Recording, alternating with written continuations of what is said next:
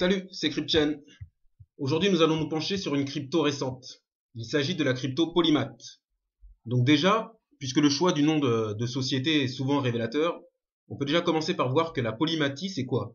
La polymathie, c'est l'état d'une personne ayant des connaissances encyclopédiques sur de nombreux sujets. C'est quelqu'un qui est capable d'être spécialiste sur, on va dire, 3, 4, 5 ou plus de sujets. Donc polymath, c'est quoi? Et quelle est la raison derrière enfin disons plutôt quel est l'objectif derrière le projet de Polymath. Donc on va aller dans leur white paper. Hop, on va descendre un petit peu, voilà, ici. Donc dans la white paper, Polymath indique que les ICO ont jusqu'ici été utilisés par des centaines d'organisations différentes qui sont parvenues à lever plus de 3 milliards de dollars. Toutes ces opérations ont attiré l'attention des agences gouvernementales qui, en ce moment même, analysent les conséquences de ces formes non traditionnelles de financement qui échappaient à leur radar jusqu'ici. Le gouvernement américain effectue un rapprochement entre les ICO, donc les opérations de financement par les cryptos, et les IPO, donc les opérations de financement par les monnaies fiat. Donc aujourd'hui, certains tokens ont pour objectif de ressembler le plus possible aux actions afin de rentrer dans le cadre des security laws, la réglementation qui s'applique aux actions. Ces tokens sont appelés des security tokens. Il s'agit de tokens qui se comportent comme des titres de propriété, comme des actions, quoi. Il ne s'agit plus d'un jeton d'utilisation comme pour un utility token, mais d'un jeton de propriété qui reverse des dividendes. On reviendra dessus un peu plus tard. Donc le projet de Polymath, qui date de ce mois-ci, si on regarde, je vais retourner ici, on voit que ça date de quand? Début février. Donc j'en étais où? Donc le projet Polymath a pour objectif de proposer un système censé faciliter les émissions et le trading de security tokens. Donc Polymath utilise un système basé sur la blockchain pour fournir un outil qui va coordonner et motiver les participants à collaborer et à lancer des produits financiers sur la blockchain. Leur objectif, c'est de créer un protocole standard de tokens afin que ces tokens incorporent les exigences du régulateur dans le token lui-même. De plus, ces tokens ne pourront être achetés et négociés que parmi les participants vérifiés. En fait, quand on lit leur white paper, on voit qu'il est assez particulier, mais il permet de comprendre assez clairement leur positionnement. Comme on peut le voir ici, il parle beaucoup de régulation, donc Security Regulation, la bulle, Security Act, la loi, enfin l'acte Dodd-Frank, Market Context. Il parle aussi de blockchain, smart contract, ICO. Enfin, il rappelle que les tokens issus des ICO sont la plupart du temps des tokens ERC20, c'est-à-dire basés sur la technologie d'Ethereum, ce qui permet de les stocker sur des adresses ERC20 compatibles, on va dire, ou de les échanger avec d'autres tokens de même standard. Donc pour Polymath, il y a deux sortes de tokens aujourd'hui. Il y a les utility tokens et les security tokens. Selon eux, les utility tokens sont conçus pour permettre d'accéder à des services ou à des actifs qui sont eux-mêmes souvent basés sur la technologie smart contract. La finalité de l'achat d'un security token, au-delà on va dire de l'aspect spéculation, c'est d'acquérir des droits pour utiliser un logiciel ou un produit. Et ils ne rentrent donc pas sous la loi s'appliquant aux titres financiers au sens strict, puisque ce ne sont pas vraiment des titres financiers. D'un autre côté, les security tokens représentent une participation au capital et permettent de revendiquer une part des revenus générés par les activités de la société. Ils se comportent donc comme des actions. C'est ce qu'on avait vu au début. Je rappelle que les actions, ce sont des titres de propriété. Donc les émissions et les ventes de ces security tokens pourraient être rapprochées avec les émissions et les ventes d'actions. Ce qui signifie que les émissions, donc du coup les ICO, et les ventes, donc le trading sur les exchanges de ces titres, pourraient être l'objet de la même réglementation financière. Donc à ce titre, les émetteurs de security tokens doivent s'assurer que toutes leurs opérations sont conformes aux lois sur les valeurs mobilières, ou sinon ils risquent de sévères pénalités. Bref, dans leur white paper, en fait, l'équipe de Polymath dit que certaines sociétés américaines ont abandonné les ICO, enfin leur ICO, après avoir discuté avec le régulateur, tandis que d'autres ont continué, mais qu'elles s'exposent au risque d'amende et d'annulation. Donc Polymath, c'est donc un projet de crypto pour régler toutes ces questions de régulation. Leur projet, leur plateforme Polymath, elle a pour objectif d'ouvrir la blockchain aux titres légalement conformes en proposant un réseau de services conçu pour réduire les coûts de transaction au fil du temps. Donc je vais aller sur la page en question. Elle est où encore? On va voir ça. Bon, voilà, ici. Donc Polymath, la solution Polymath. Donc premier point, ils ont, on va dire, quatre objectifs.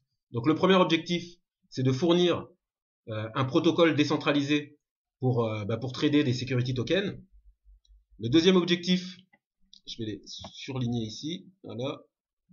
Le deuxième objectif, c'est de permettre aux individus et aux institutions d'authentifier leur identité, leur résidence, leur niveau d'accréditation pour pouvoir participer à une large offre de ce qu'ils appellent STO. Donc STO, c'est Security Token Offering. On voit ici qu'ils ne parlent plus d'Initial Coin Offering, mais de Security Token Offering. Donc le choix des mots est important. En fait, l'impression c'est qu'ils font tout pour se rapprocher des security laws, donc des lois sur les titres financiers. Troisième objectif, permettre aux délégués locaux de soumettre de nouvelles émissions pour représenter les émetteurs et de le faire dans une manière conforme à la réglementation. Et enfin, dernier objectif, il s'agit d'une offre qui s'adresse aux émetteurs ayant des développeurs qui peuvent implémenter les paramètres de STC, donc STC, c'est STO, donc c'est le Security Token Offering, dans le code de la sécurité qui génère les tokens ERC20. Donc au niveau de leur token, en fait, ils vont proposer trois actifs. Il y a le Poly token, c'est le token principal, c'est celui qui est coté sur les exchanges, c'est celui qui fait fonctionner la blockchain Polymath. Il y a le Polymath Chain Code. En fait, pour celui-là, ce qu'il faut voir, c'est qu'en fait, au cœur de la plateforme Polymath, il y a tout un système de smart contracts. Donc les Polymath Chain Code, ces tokens, servent à coordonner les interactions entre les participants. Et ensuite, il y a le Polymath.js. C'est un peu technique. C'est une librairie JavaScript en fait qui simplifie les interactions dans la chaîne de code. Donc, on va aller sur leur autre document. Je crois que c'est celui-là, leur document pour conférence américaine là. Hop. On va aller là. Voilà.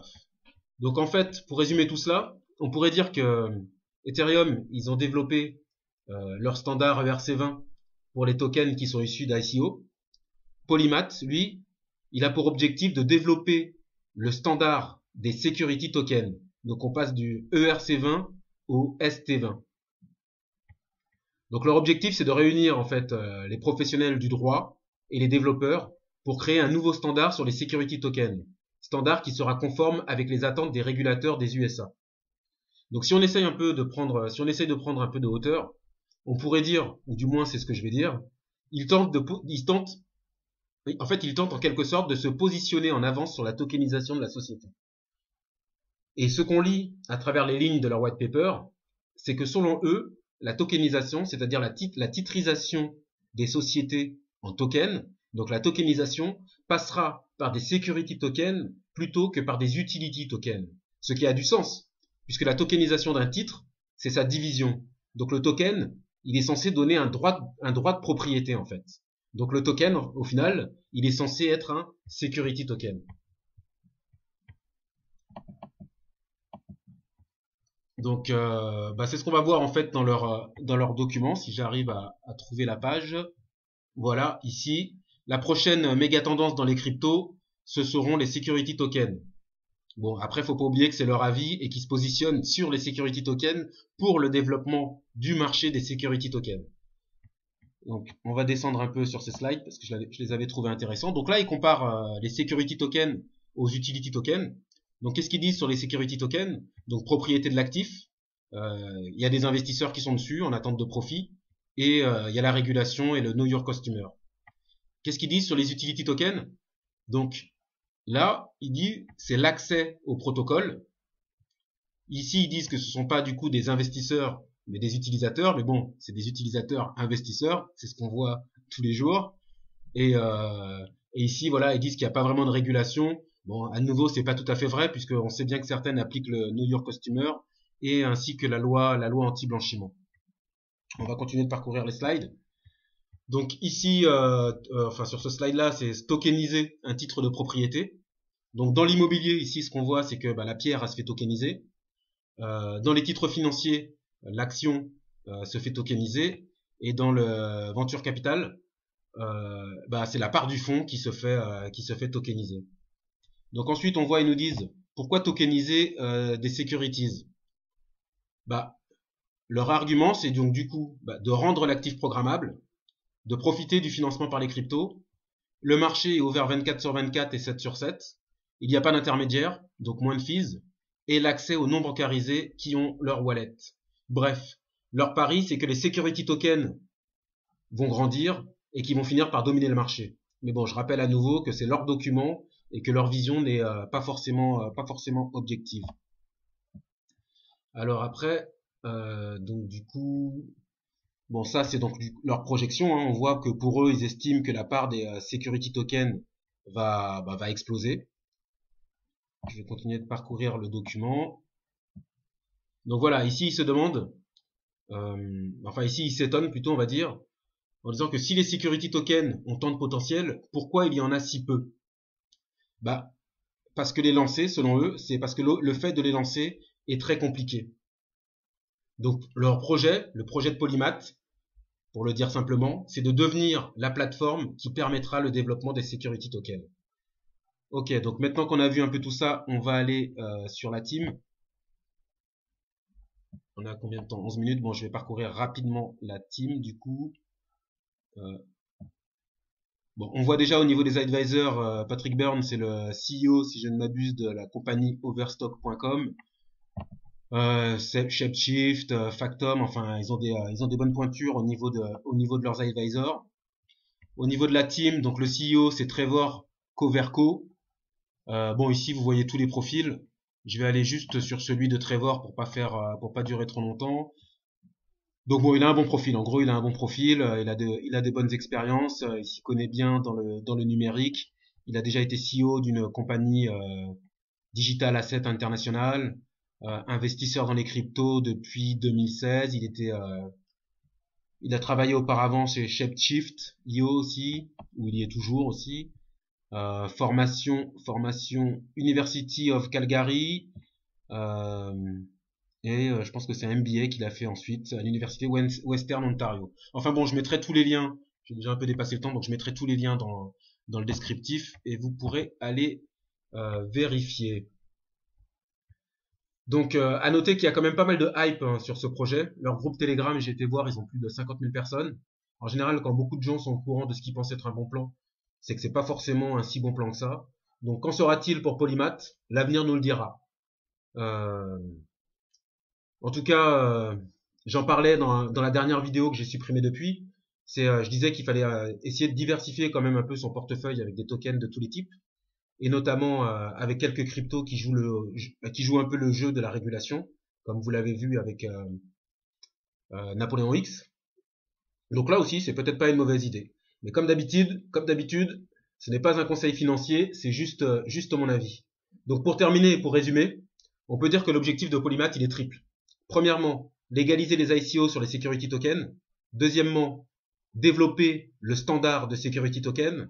Et troisièmement, proposer des services pour aider les entreprises à émettre leurs tokens. Donc voilà, c'est tout pour aujourd'hui. Je pense que c'était une petite présentation originale. C'était probablement la première security token que je présentais. Donc voilà, c'est fait. C'est tout pour aujourd'hui. C'était CryptChain. À bientôt pour un nouvel épisode. Ciao.